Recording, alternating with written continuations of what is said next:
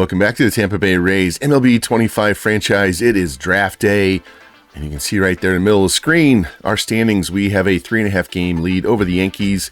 Shows they're gone 9-1 in the last 10 games. It's actually a little bit better than that. And we're 8-2, so we're clinging to a 3.5 game lead. We do hold the head-to-head advantage against them because we beat them 3 out of 4 to start the year, and another 2 out of 3 a little bit later in the month of April. Yankees have been on a hot streak lately. They just had a 9-game winning streak snapped right there. So they sweep Kansas City, they sweep Texas, they win 3 out of 4, lost the first game, but then swept the last 3 games. So going back to here, they've lost 1, 2, 3, 4, 5, 6, 7, 8, 9, 10, 11 and 2 in their last 13. So they're supplying a little bit of heat, and we have to keep fighting them off. I want to show you a real quick stat here. We are moving Pete Fairbanks out of the closer roles. ERA is over 4 right now. He's had a rough last 10 games or so. ERA over 10. He's got 5 saves, but he's got 3 losses, and he's been very inconsistent. You can see 1 run, 2 runs, 3 runs, 2 runs, 2 runs. He's hit a rough patch here, and someone who's not in a rough patch, first round pick, Roger Guy. Look at that. He has 41 innings pitched and 66 strikeouts. Yes. Only 37 hits allowed, 10 walks, 3.29 ERA. Remember, it was really high to begin the season, but 66 strikeouts, but that doesn't even tell the story. There's the last 10 games. 10 innings pitched, 4 hits, 2 runs. And looks like they both came on a home run against Baltimore, cost us a game. And no walks, 19 strikeouts. So he has a 1.74 ERA and a 0.39 whip. 4 base runners, and he hasn't allowed a base runner in his last 6 or 7 appearances, looks like. He's striking out 2 guys every single time. So Roger Guy is going to be our new closer until Pete gets his game straightened out. So just want to let you know that up front. And now it's time to get into the 2027 draft. I will tell you, I said at the last episode that I wasn't going to scout 2 of the guys at the top because I really didn't like their skill sets.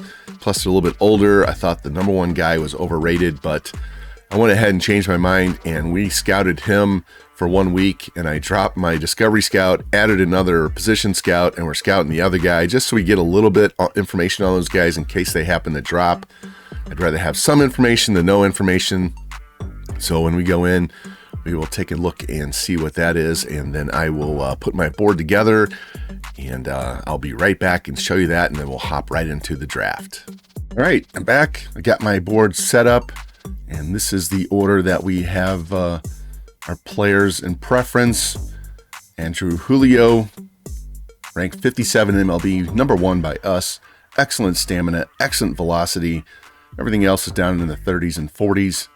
Throws 4 pitches really hard. 4-seamer tops out at 98, and his 2-seamer tops out at 99. Haven't seen that before. In fact, his changeup tops out at 80. His changeup tops out at 91. So very hard thrower, left-handed pitcher out of Texas, and have him number 1 on the board. Darryl Penny, best hitter that we've scouted so far. Ranked 6th MLB, number 2 for us. Does not have a ton of power, really good contact skills. That's if he comes in on a higher end, which at this range is possible. I mean, 78, he could be a solid B, maybe even a low A, but I'm looking probably in the Bs. So if you take about, 5 or 6 off of that, gets his speed down in the mid 80s, but everything else is going to be mid to low 50s, low 60s. Contact's going to be even lower than that. So not somebody I'm looking for. In the first round, I really want to get a pitcher this year. Sean Chance, another one, great stamina, great velocity, throws 4 pitches, 4-seamer tops out at 99, sinker at 95. Another Texas pitcher, great strikeouts per 9. And like I said, one an 18-year-old long-term prospect we can develop. Edgar Medeiros, great walks per 9, not a great home runs per 9. And he just doesn't throw nearly as hard, tops out at 96. Marco Rosas, really good walks and home runs, just his strikeouts and hits are low. He only has 3 pitches, which kind of takes him down the list for us. Justin Brown, a little bit older at 21. Looks like he's going to be guaranteed a B somewhere in the mid to high 60s. But at 21 years old, well, he might be great. Look at that 5-pitch mix, but he only tops out at 94. He's 21, and we're looking for someone that we can develop over a longer term. Dan Walker, another one. His walks per 9 is not good. Great stamina, great velocity. 4-pitch mix there. 99 two-seamer, 98 four-seamer. Alfonso Alvarado, best hitter we've seen so far, at least most balanced hitter across the board. But again, I don't think he's probably going to be in a B. So if you take at least 3-4 points off of that across the board, makes his hitting not so good. Carlos Chavez, we did scout him for 1 week, and he's not coming in at 99 arm strength. So if you knock 10 off of all of that, now his hitting's in the 40s, and not something we're looking for. I think he's overrated. He's going to be very, very defense weighted in his ranking. And Shane McCall, got him scouted out. Same thing. Contact is kind of He's mostly defense and speed. His stealing is not going to be 99, so that's not going to be an 83. It's even going to be lower than that, which means his potential is probably going to be in the C's. And nope, not interested. Alex O'Leary, did not get him scouted at all. Again, speed, stealing at 99. You can take at least 10 points off there, which kills his hitting. Corson, same situation. Take 10 points off the top. Now he's topping out as an 84, and all his contact is looks like in the 40s and maybe in the low 50s on his power. So nope. James Casey, this guy actually is very tight split with 99, 93, and nothing tops out at 99. So he could come in at 99. Most likely going to be closer to an 89, 87, somewhere in that range. So you're going to drop 10 or 12 points off. It still makes him interesting, but he's not scouted. And 5'7", I wish they would quit making these guys so little.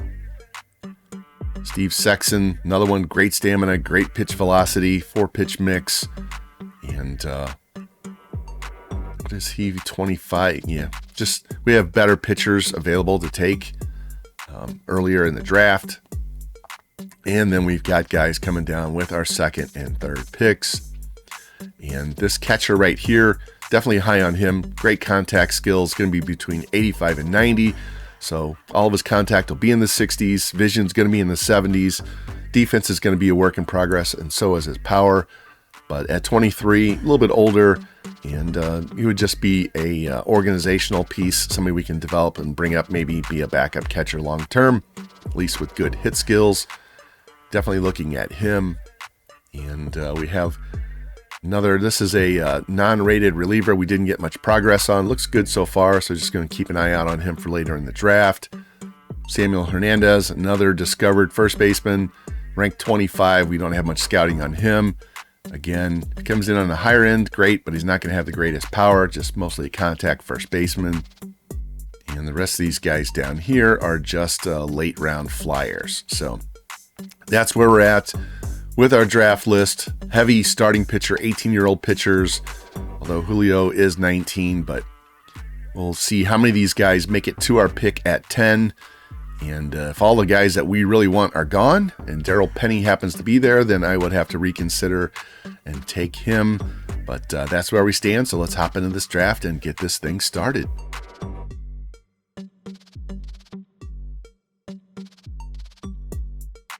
And the Houston Astros are up on the board first. Astros, Marlins, and Orioles get the top 3 picks. And we'll see how that goes and see who falls to us at 10, because I've seen a lot more players fall in the drafts this year than in the previous versions of MLB The Show. And with the first overall pick, the Astros take Justin Brown. All right, so the older pitcher goes. Looks like he'll be guaranteed a B in the 60s somewhere. So they went with the sure thing right off the rip.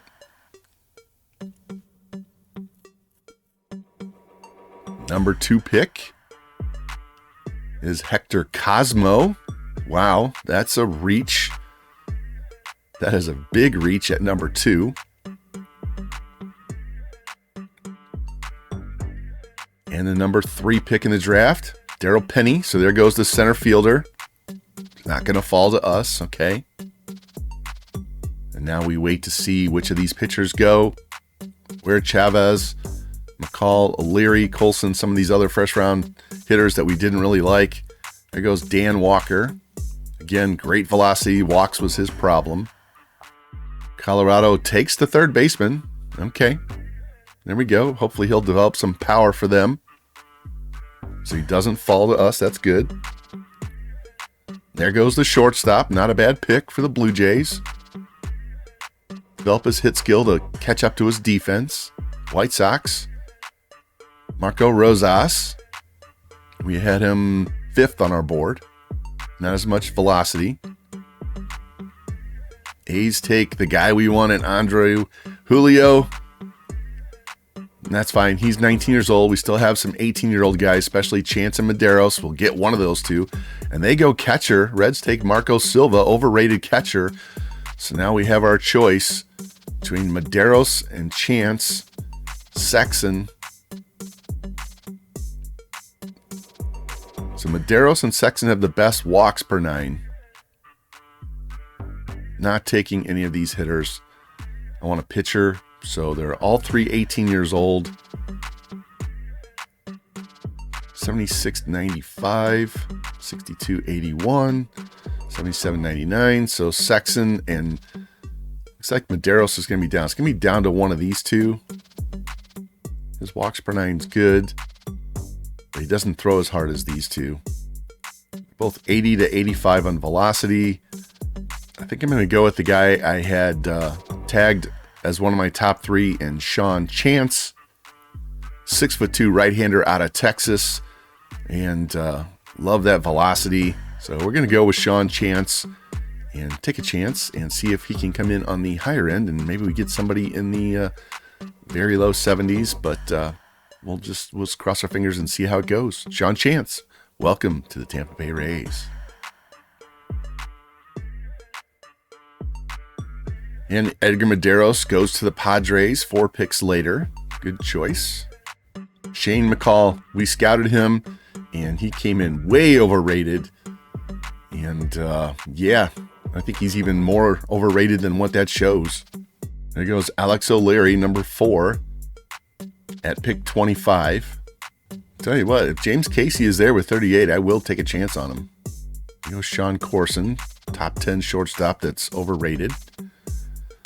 1, 2, 3, 4, 5. So 4 picks. There goes James Casey right before us. I would have taken him just to see what he was. And they took Steve Sexton. I was just looking at taking him. Could have double dipped there. And they snag him right before our pick. So, all right. So we have Javier Mascara, 18 years old, left-handed pitcher, slightly overrated. Looks like he'd be ready sooner. Won't have the highest upside. McMahon, a starting pitcher. Looks like he's a relief pitcher. Vargas at third base is overrated. Carrillo, Weber, not yet. Brock is injured. Robles looks like a relief pitcher as well. Could be a starting pitcher. Saving Hillman. Hopefully he'll get to the next pick. I think Javier Mascara. Looks like he won't have the highest upside, but great stamina, velocity, break, 4-pitch mix. Let's just take Mascara. May not be the greatest pick, but get another lefty in the organization. And Charlie Connor goes. So it is our pick now, and I'm not going to mess around. I want to lose this guy. Bradford Hillman, great contact skills. Defense is a work in progress, but a great hitter. And Lord knows we need a catcher that can hit. So Bradford Hillman, welcome to the Tampa Bay Rays. And now it's our turn here in the 3rd round.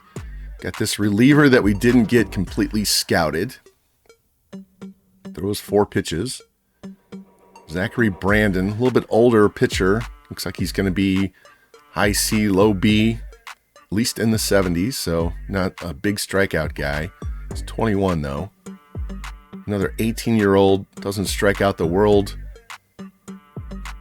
Great 4-pitch mix. First baseman with not a lot of power. And I think we're going to go with Al Stanley, the young starting pitcher. And it's our pick here in the 4th round. And we're going to go ahead and take this first baseman that we discovered that we didn't get fully scouted. So we get a hitter, another hitter. And in round 5, I think this guy is a reliever and throws 97. So we'll go ahead and take John Serrano. And with our last pick, I put this guy on here because he's older, but he's got such high numbers, and he's topped out, so he's not going to be 99. But he's a flyer, really good hit skills, and even if he comes in 10 lower, that's still really good hit skills and passable defense. So we'll just take he's the last pick. What the hell? Fisher Delgadio, what a name. And we are done with the draft. So now we will have to move through the rest of the month, get to the trade deadline, see if we make any deals there. I'm definitely going to trade Christopher Morel. Outside of that, not sure. And then we'll look at the ratings for these draft picks. But Sean Chance, 18-year-old right-handed pitcher in the 1st round. Javier Mascara, 18-year-old lefty in the 2nd with our 2nd pick. 2nd round, we get the 23-year-old catcher that can hit.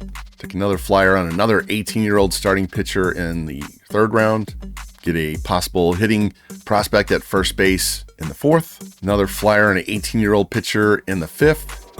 And then a huge flyer on this 20-year-old third baseman with really good hit skills, unranked, unrated, unscouted, I should say. And we'll just see what happens.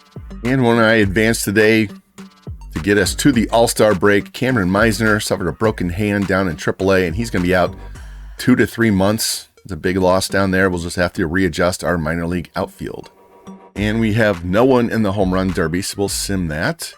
And the American League beat the National League in the All-Star game, so American League has home field advantage in the World Series. And players we had in the All-Star game: Shane McClanahan, 13-1, 3.08 ERA, 145 strikeouts, 119 innings. Pete Fairbanks squeaked in because of such high save totals, but not because he's been pitching well lately. No Junior Caminero. That's a shame, because Junior hitting 279, 21 home runs, 71 RBI, doesn't get in. That's a crime.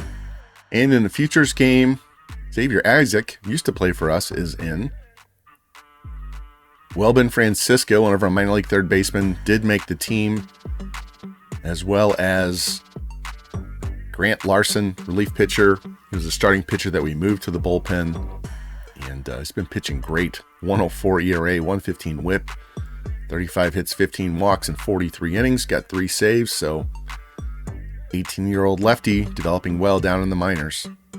And now that we are through the draft and the All-Star break, it's time to start the second half of the season. We have 3 games against Boston this month, 3 games against Yankees later this month, and in fact, we have 6 games total against Baltimore, Boston, New York, and Toronto the rest of the year. And we really haven't focused on our minor leagues a whole lot. I mean, most of our top players are in the majors already, but I want to show some of the guys down here in the minors that we will be looking at in the future. Pitching wise, Mason Montgomery pitched great in spring training. He's on the older side at 26, and he's progressing up. As soon as he gets his home runs, hits, and strikeouts over 60, he'll be major league ready. He's only given up 82 hits in 114 innings, 91 strikeouts, 2.13 ERA, 1.0 whip. Hunter Barco, we've had him up previously as well. He's still working on the hits, walks, and home runs per 9. And 1 less hit than innings pitched. His strikeouts a little bit lower. ERA's higher, whips higher. George Klassen, we saw him last season, still working on that walks, home runs per 9. He's pitching well, though. 20 less hits than innings pitched. Almost, he's got 89 strikeouts in 99 innings. His issue is a little bit on the walk side, but with the lower hits, it offsets that. So great ERA, great whip. And Joe Boyle, I'm really on the fence with him. I'd like to trade him. Those walks per 9 are not going to do well in the majors. He is the closest ready to be in the majors, but I don't think he's in our future. Zapata, he was a draft choice of ours. He just had a bad start, but he's got 10 strikeouts in 8 innings. His problem is he's giving up 3 home runs, and he's given up 2 the first game, 1 the next game, so he just needs to keep the ball in the ballpark. And then on the Double-A side, Nick Bitsko, sorry, I can't say his name right. He's improving across the board. He is a little bit older at 24 for Double-A though, but 72 hits, 100 innings, 95 strikeouts. His issue is the walks. Jackson Baumeister, he's the same way. Got to get those ratings, his per nines in the 60s. He's at 24 years old, 90 hits, 97 innings, 99 strikeouts. Great strikeout pitcher there. Trevor Harrison, one of the few younger B potential starters. He's very close to going up to AAA. A little bit off this year with the 30 walks and more hits than innings pitched, but I think he will rebound here in the second half. And Dylan Lesko is struggling. I sent him back down to Double-A, and he really hasn't helped himself there either. So I'm not sure what we're going to do with him. I'm not sure if I'm going to keep him, trade him. Might be an off-season thing. Might just throw him down in the minors for another year or so and see how that goes. But down at Double-A, we also have some hitters. Aaron Sabato's 27, so he's really not a top prospect. But Theo Gillen is. He's our top center field prospect, 11 home runs, 50 RBIs, hitting 267. Progressing slowly but surely. I imagine by the time he's 23, he'll be major league ready. And not much else. Aiden Smith is another one. Progressing up nicely. Looks like he'll be a bench player at some point. And yeah, that's where we are. Like I said, most of our prospects are already at the major league level. That's why I haven't focused on them so much.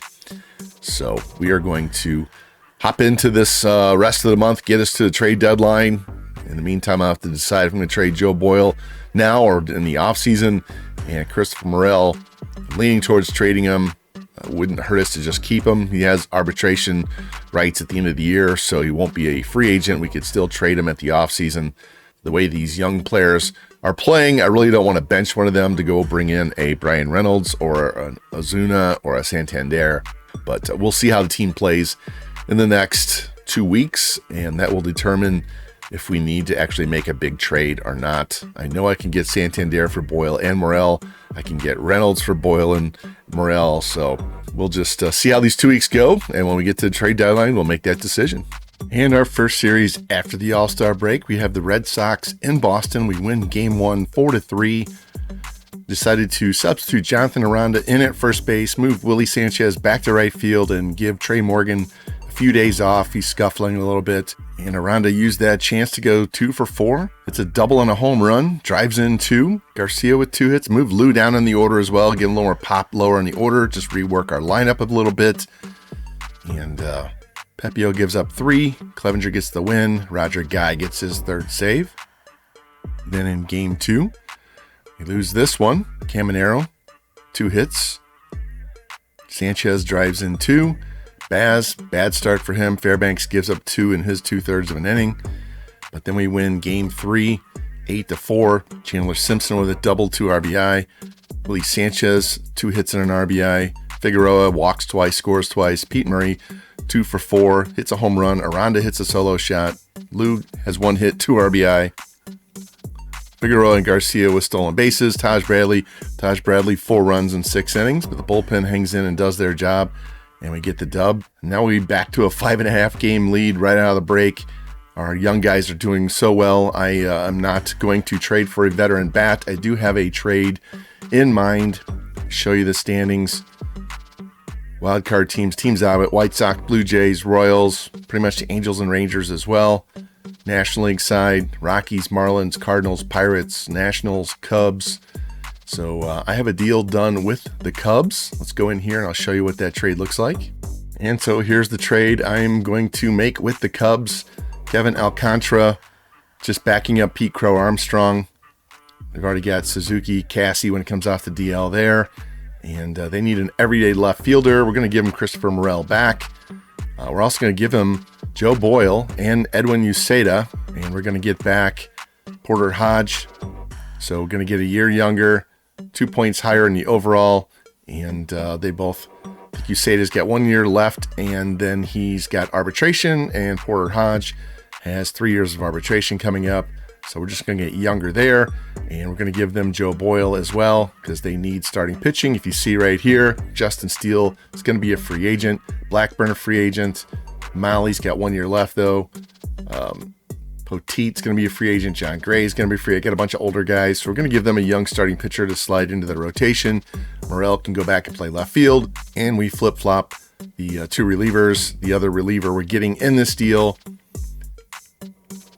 is Josh Romero, this 19-year-old, C potential, great home runs per 9. Everything else is kind of but we got another body back to even it out. So that's what we're going to do on the trade.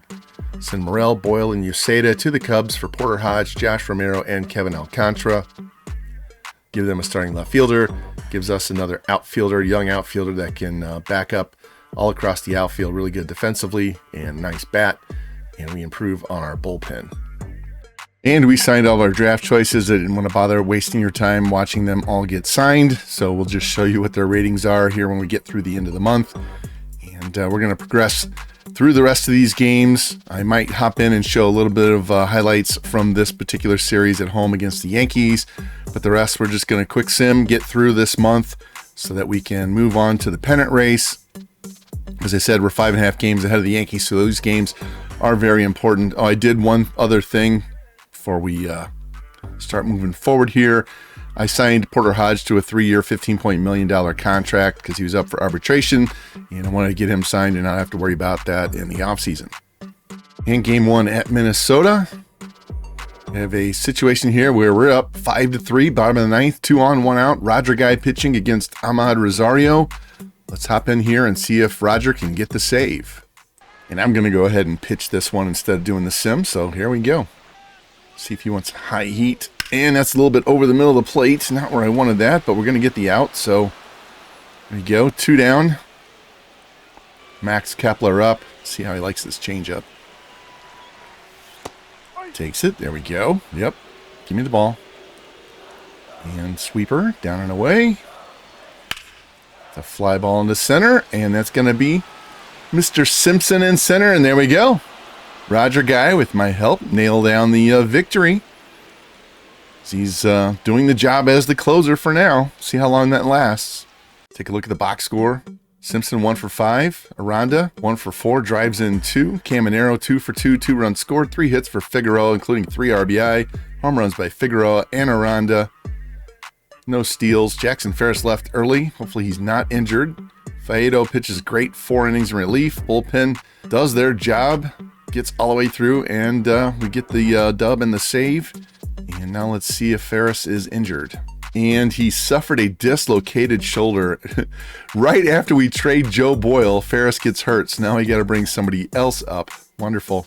And 2 to 3 months means he's going to be out the rest of the regular season unless he comes in on the lower end. So we may have to make a trade for a veteran for that spot. So let's put him on the 15-day DL, and I'll have to take a look at this, and I'll come back and let you know what we're going to do. And Mason Montgomery's having a stellar season down at AAA. 114 innings pitched, only 82 hits allowed, 32 walks, 91 strikeouts, 2.13 ERA, a 1.0 whip, and he's used up all 3 of his options.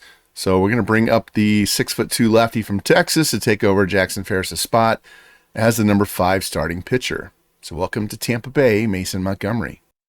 In game 2, match of aces, Shane McClanahan 13-1 facing Pablo Lopez 8-5, and we win 4-0. Another shutout. This pitching staff is incredible. Figueroa, 2 more hits, 2 walks, 2 runs scored. Caminero 1 for 4 with an RBI. Lou drives in 2, and Trey Morgan playing first base hits a home run. Clanahan goes to 14-1, gives up 1 hit in 8 innings with 9 strikeouts. Fairbanks finishes off with 1 inning of shutout ball, and we win the game 4-0, and we are now up to 64 wins. Gives us a 6.5 game lead in division. These games might not even matter. We'll find out here. And game 3, we win that one as well, 5-4. 2 more hits for Willie Sanchez, both home runs. Kevin Alcantara comes in, makes his debut, goes 2 for 4. With a run and 2 RBI. Caballero and Figueroa with stolen bases. Pepio gives up 3 in 5 innings. Bullpen does her job. Guy gets his 5th save. And game 4 going for the big sweep against the Twins. Shane Baz, Bailey Ober. Caminero has a 17-game hitting streak going. We're up 3-2 in the 8th. Let's hop in here and see if he can get a hit. All right, down to count 0-2. 17-game hit streak on the line for Junior. Here's the pitch. That's a shot to left field, and that one's gone. He keeps the batting streak alive and hits a shot into left center field bleachers. Way to go, Junior. Does it in style. Home run number 23. He has turned into a superstar this year. To get done with this game, I want to show you something. Here's the replay. Oh, belt high, and he got it, and everybody knew it. Look at this absolute bomb, towering shot. And it gives us a 2-run lead. Take a look at this box score. Chandler Simpson, 2 for 5. Caminero's 1 hit, the home run that proved to be the difference in the game. Trey Morgan, 2 hits. Caballero, 2 hits, including a home run. Baz goes to 10-5. Hodge gets a hold.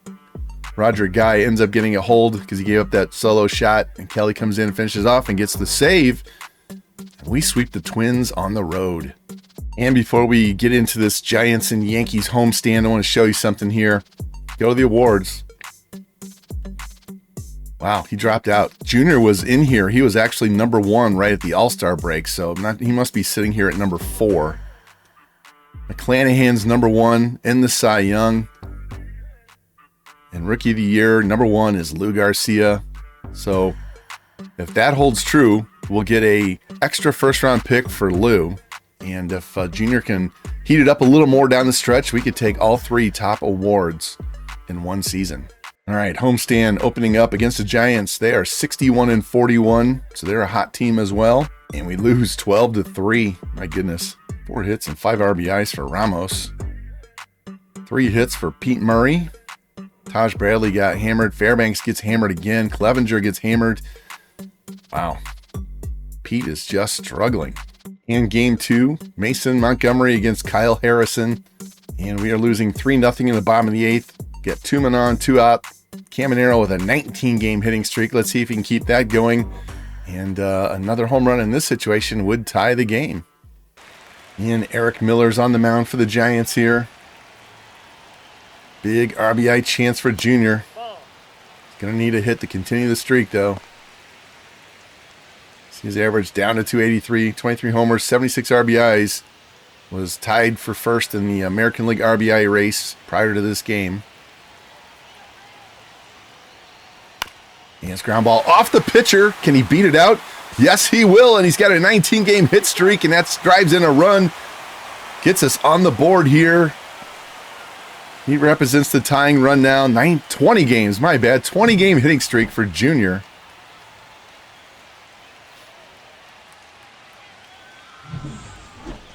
That's it for Miller. We're going to go to Camilo Doval, their closer.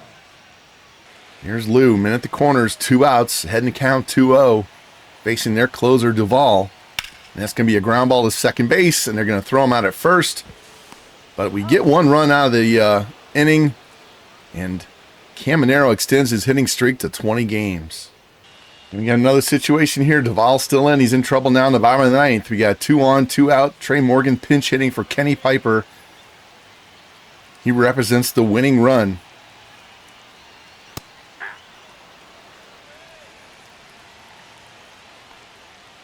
There's a shot into center field. Back to the track. And got it. Lee's got it. And that's the game, and the Giants win. Check out the box score. 3 hits for Lee in our eyes. Simpson 1 hit. Everybody, we only had 5 guys with hits. 2 walks for Palacios. Montgomery goes 3 2/3, gives up 3. Faedo pitches great 3 shutout innings. And Fairbanks does not get touched, but we lose 3-1. And despite being swept at home by the San Francisco Giants, we are still 7.5 games ahead of the Yankees because they've gone cold and they're 3-7 in their last 10. We have a big 3-game series coming in right here. Pepio, Baz, and Bradley Going to face Schmidt, Rodon, and Cole. And we're just going to go ahead and sim this. We win 6-4. 2 hits for Caminero. Alcantara with looks like he hit a grand slam. Pepio gives up 10 hits and 4 2/3. Fairbanks gets the win. Yeah, Alcantara, grand slam. There we go. Game 2, we lose 2-1. 2 hits for Simpson. One of them a home run. 2 hits for Murray. Simpson gets a steal. Baz 7 shutout innings. Hodge blows the game. And now we are still 7.5 games ahead. And game 3, Taj against Garrett Cole. And we lose 5-4. So we've lost 5 out of the 6 games on this homestand. 2 hits for Garcia, 2 hits for Basallo, 2 hits for Palacios. Taj gives up 5. Faedo, 4 no-hit innings. He's pitching great in long relief. And we only win 1 game on the homestand after sweeping Minnesota on the road. And then we have a 6.5 game lead over the Yankees. Game behind the Mariners for the best record in the American League. Now we have a 3-game series with the Pirates. We're going to see how Mason Montgomery does in this game. If he bombs, we might have to consider looking for a veteran pitcher for that number 5 spot. If he pitches great, then we'll be fine. But we'll have to make a trade the very next day. And then once we get through these first 2 games, I'll take us through this day so we can see the ratings for our draft picks, and that will wrap up this episode. Game 1, Montgomery against Johan Oviedo, and we win the game 8-2. Chandler Simpson, 5 for 6. Aranda, 2 for 4, 3 RBIs, 2 walks, 2 hits for Figueroa, 2 hits for Murray. Lugo's 2 for 5. Carson Williams drives in 3. No home runs in the game. Figueroa, 2 more steals.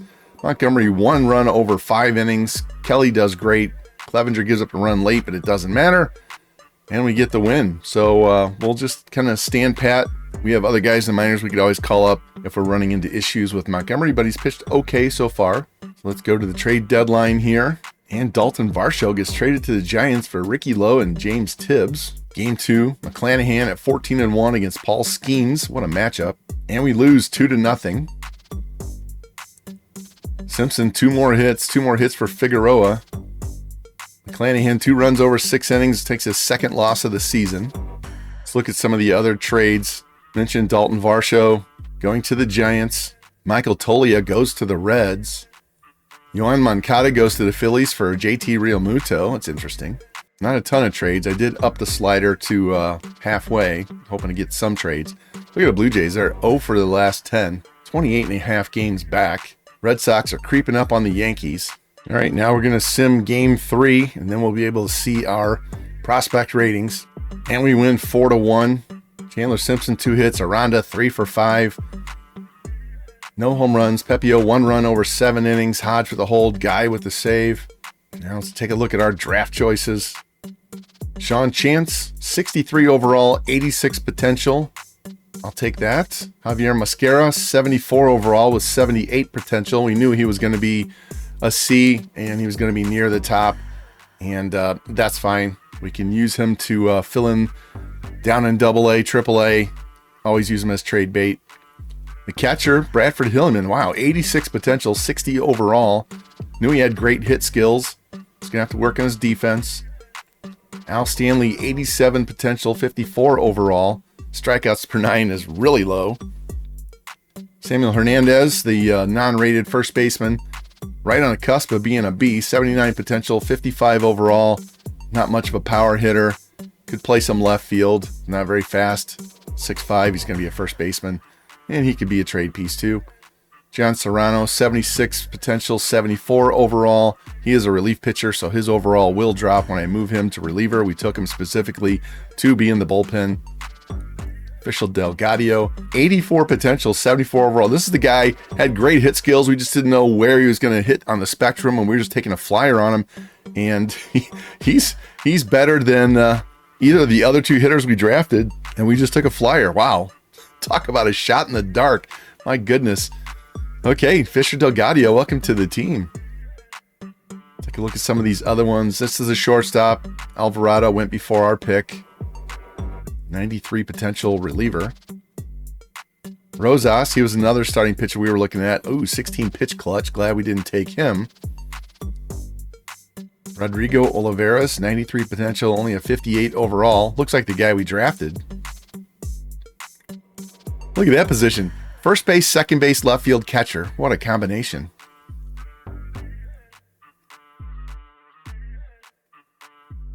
Cunningham, 90 potential, 54 overall. Justin Brown, that was the first overall pick in the draft. And 66 with 81 potential. And 23 pitching clutch. At 21 years old, that's really going to limit him. Andrew Julio, 91 potential, 63 overall. Not bad at 19. He went before. He was one of the guys on our list, and he went before we could pick him. A lot of unsigned guys.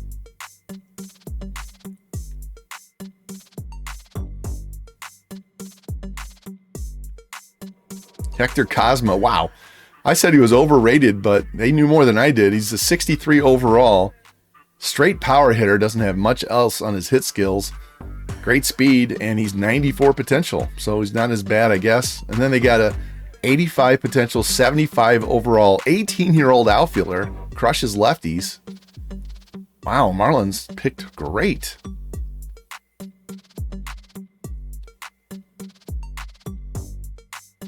Dan Walker, he went right before our pick. I believe it was in the second round, or was it the first round?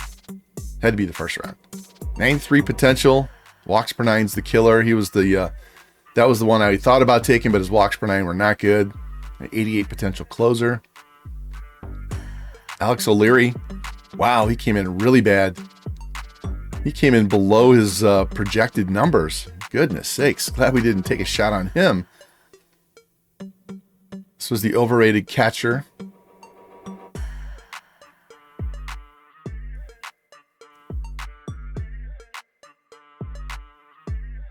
Armas was on our list. Was not a B.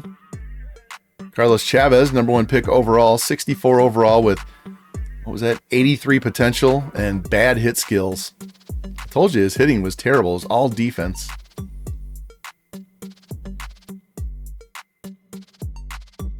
Edgar Medeiros, that was the other pitcher we were looking at. 60 overall, 86 potential, bad home runs per nine, great walks per nine. We went with the guy that throws harder and has more durability or more stamina.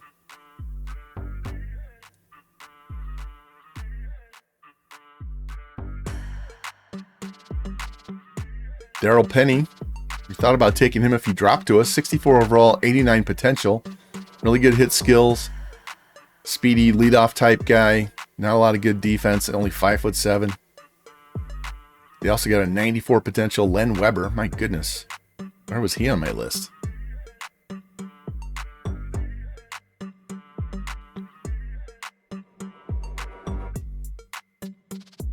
And there we go. So not quite as good as some other ones.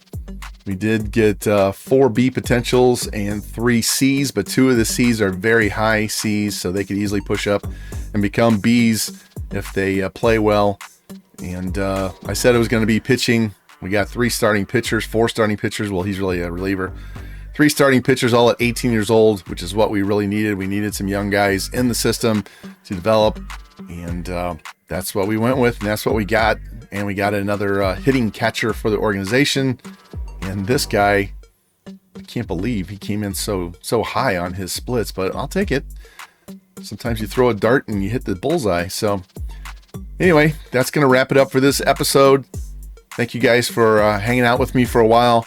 If you like the content, please like, subscribe, comment, share it out, hit that notification bell so you know when the next episode goes live.